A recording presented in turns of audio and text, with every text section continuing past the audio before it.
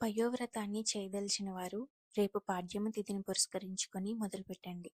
ఉదయాన్నే బ్రహ్మ ముహూర్తంలో అలానే సంధ్యాకాలంలో కూడా విష్ణు అర్చనలు లేదా మీ మనస్సుకి ఎంతో ఇష్టమైన దేవతార్చనలకు చాలా పవిత్రమైనదండి. భాగవత పురాణం కూడా పాల్గొన శుద్ధ పాడ్యమ నుంచి 12 రోజులు పయోవ్రతం ఆచరించి విష్ణుదేవుడికి క్షీరాన్నం నివేదించే వాళ్ళకి సకల అభీష్ట సిద్ధి కలుగుతుందని వివరిస్తుందండి.